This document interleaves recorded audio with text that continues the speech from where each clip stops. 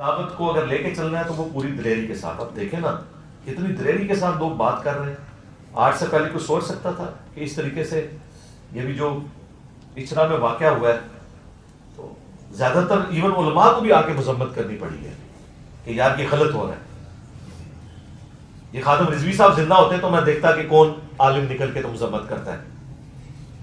دیکھ لیں نا وہ کراچی کے مفتی صاحب ویڈیو انہوں نے ہٹا دی, معذرت کر لی اور اس مسئلے کو ڈائلیوٹ کرنے کے لیے کلپ میرے خلاف بنا دیا. پیچھے چلاکی یہ ہے, میں نے وہ کہا تھا بنو امیہ کی چالیں جہاں ختم ہوتی ہے نا میری ایکڑ وہاں سے سٹارٹ ہوتی ہے. یہ جو ساری حرکت کی ہے نا اس نے, وہ جو لولا لنگڑا سے کلپ بنایا اور بےزتی کروائی ہے کلپ بنا کے, وہ اس لیے کہ ٹی ایل پی والوں کو اس نے میسج دیا ہے کہ دیکھو میں تو انجینئر کا دشمن ہوں, تمہارا دشمن نہیں ہوں. ہونا تو چاہیے تھا کہ جن کے ڈر سے تم نے کلپ ہٹایا ہے اس پہ کوئی 1.5 گھنٹے کی ویڈیو بناتے, جن کو تم 2 دن پہلے کہہ رہے تھے یہ پاگل ہیں, ان کے دماغ پہ چوٹ لگی تھی اور یہ مذہبی جنونی ہے, ان کے ساتھ خیر سگالی کی اور میرے خلاف بول کے ڈبل میسج دیا.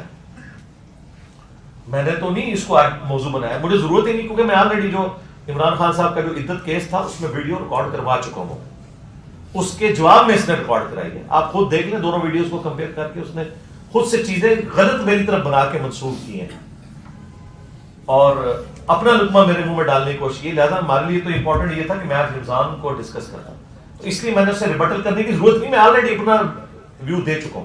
اگر اس نے مزید کوئی 2-4 باتیں اور کی تو انشاءاللہ میں ساری اکٹھی کر کے 6 بالوں پہ 6 چھکے ایک ہی اوور میں لگاؤں گا ہاں, اگر ضرورت پڑی. ادروائز کوئی ضرورت نہیں ہے. مطلب وہ اس کی ویو شپ کم ہوئی بھی تھی تو اس نے اب یہ کیا. آپ دیکھیں اس ویڈیو سے پہلے کی ویڈیوز دیکھ لیں, اس کی 5000 6000 7000.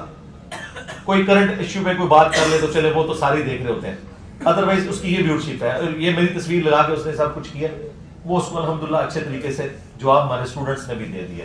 فقہ حنفی کے اپنے علماء نے بھی بتا دیا کہ یار یہ کیا باتیں کر رہے ہو, یہ اس طریقے سے نہیں ہے, اور ان کو بھی پتہ ہے وہاں تم تعلمون.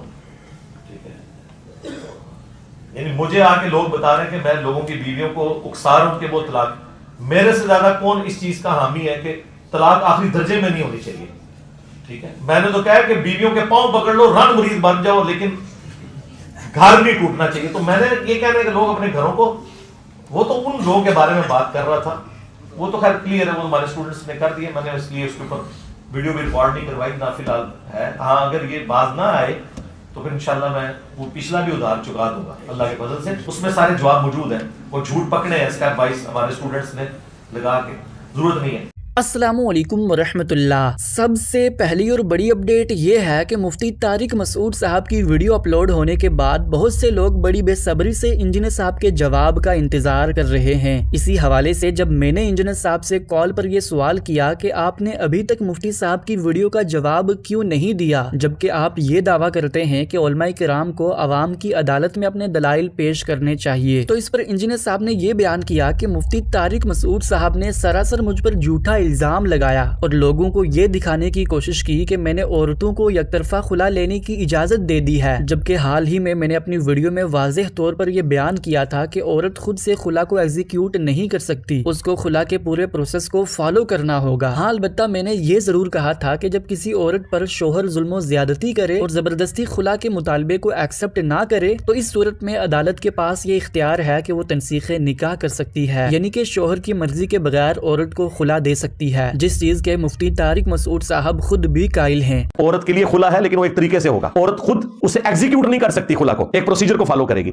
یہاں پہ بعض اوقات ایسا ہوتا ہے خامند اتنے ظالم ہوتے ہیں کہ کورٹس ان کو بلاتی رہتی ہیں اور وہ جاتے نہیں ہیں, الٹیمیٹلی ایکس پارٹی ڈیسیژن ہو جاتا ہے عورت کے حق میں. لیکن اس میں وہ 2 نمبری نہیں ہونی چاہیے جو بعض عورتیں وکیلوں کو ساتھ ملا کے, عدالتوں کو ساتھ ملا کے نا کسی ڈمی ایڈریس کے اوپر نا وہ سمن جاری کرواتے رہتے ہیں. سمجھ آئی بات کی؟ خامند بیچارے کو پتہ ہی نہیں ہوتا, اس کو تو اس دن پتہ چلتا ہے جس دن عورت جو ہے نا وہ فارغ ہو چکی ہوئی ہوتی ہے, وہ پیٹتا ہے کہ مجھے یہ بھی نہیں ہونا چاہیے. انجینئر صاحب نے یہ بیان کیا کہ مفتی صاحب نے اپنی اس پوری ویڈیو میں جو کچھ بھی دلائل پیش کیے وہ ہمارا موقف ہے, ہم خلا کے بھی قائل ہیں اور تنسیخ نکاح کے بھی قائل ہیں, لیکن فقہ حنفی میں تنسیخ نکاح کی اجازت نہیں اگرچہ اس کا شوہر ظلم و ستم کر رہا ہو. ہمارے جو کراچی کے مفتی صاحب ہیں بڑے غصے میں آئے ہوئے تھے کیونکہ فقہ حنفی میں خلا ہی کوئی نہیں ہے. ہاں یہ بڑا خطرناک معاملہ ہے. فقہ حنفی میں یہ ہے کہ خلا نہیں ہوگا, جب تک خاوند طلاق نہ دے عدالت تنسیخ نکاح نہیں کر سکتی. یعنی کہ اگر کوئی مرد اپنی عورت کو مارتا ہے, پیٹتا ہے, غلام بنا کے رکھے, ٹھیک ہے وہ وہیں مر جائے. تو اس پر میں نے انجینئر صاحب سے سوال کیا کہ مفتی طارق مسعود صاحب تو تنسیخ نکاح کے قائل ہیں. انہوں نے واضح طور پر اپنی ویڈیو میں یہ بیان کیا ہے کہ اگر کسی عورت پر شوہر ظلم کر رہا ہے تو وہ عورت اس چیز کو عدالت میں ثابت کر کے تنسیخ نکاح کروا سکتی ہے. تو اس پر انجینئر صاحب نے یہ بات کہی کہ یہ مفتی طارق مسعود صاحب کی ذاتی رائے ہے جو انہوں نے فقہ مالکی سے اخذ کی ہے. فقہ حنفی کے جتنے بھی پرانے ائمہ ہیں وہ اس چیز کے بالکل بھی قائل نہیں کہ مرد کی مرضی کے بغیر خلا واقع ہو سکتا ہے. اسی وجہ سے ہی تو وہ عورت کو 90 سال تک انتظار کرنے کا کہتے ہیں جب اس عورت کا خاوند گم گیا ہو, کیونکہ وہ مانتے ہیں کہ جب تک شوہر خود عدالت میں آ کر عورت کو طلاق نہیں دے گا تب تک تنسیخ نکاح نہیں ہو سکتا. تو اس پر میں نے انجینئر صاحب سے یہ سوال کیا کہ اگر ایسا ہے تو مفتی صاحب فقہ حنفی سے بغاوت کیسے کر سکتے ہیں, وہ تو امام ابو حنیفہ کے کٹر مقلد ہیں. تو اس پر انجینئر صاحب نے یہ جواب دیا کہ الحیلۃ الناجزہ جو کہ اشرف علی تھانوی صاحب کی کتاب ہے اس میں یہی سوال اشرف علی تھانوی صاحب سے کیا گیا کہ اگر کسی بیوی کا شوہر اس کو نان و نفقہ نہیں دیتا اور اس پر ظلم و زیادتی کرتا ہے تو ایسی صورت میں کیا کیا جائے. تو اس پر اشرف علی تھانوی صاحب نے یہ جواب دیا کہ ایسی مجبوری کی صورت میں ہم فقہ مالکیہ سے تنسیخ نکاح کی گنجائش نکال سکتے ہیں. اشرف علی تھانوی صاحب کا فقہ مالکیہ سے تنسیخ نکاح کی گنجائش نکالنا اس بات کا ثبوت ہے کہ فقہ حنفی میں تنسیخ نکاح کی کوئی اجازت نہیں. تاہم آج کے متاخرین اور جدید علماء کرام نے اس حوالے سے اپنا موقف تبدیل کر لیا ہے. اگر اب مفتی صاحب کو مجھے غلط ثابت کرنا ہے تو ان کو فقہ حنفی کی کتابوں سے یہ ثابت کرنا ہوگا کہ فقہ حنفی میں تنسیخ نکاح کی گنجائش بنتی ہے, اور اسی چیز کا میں انتظار کر رہا تھا لیکن مفتی صاحب نے ایک بھی دلیل اس حوالے سے پیش نہیں کی. تو اس پر انجینئر صاحب سے میں نے یہ سوال کیا کہ اگر آج کے علماء کرام نے فقہ حنفی کے اس مسئلے سے بغاوت کی ہے تو ہمیں ان کو ایکسپٹ کرنا چاہیے. تو اس پر انجینئر صاحب نے یہ بیان کیا کہ میں بھی چاہتا ہوں کہ وہ اپنا موقف تبدیل کریں, لیکن میرا یہ دعویٰ کہ فقہ حنفی میں تنسیخ نکاح کی کوئی گنجائش نہیں وہ اپنی جگہ پر قائم رہے گا. اگر اسے مفتی صاحب کو غلط ثابت کرنا ہے تو اپنی دلیل پیش کر دیں, اور اگر مفتی صاحب یہ اعتراف کر لیتے ہیں کہ ہم نے تنسیخ نکاح کا مسئلہ فقہ مالکیہ سے اخذ کیا ہے تو ہمارا جھگڑا ختم ہو جاتا ہے.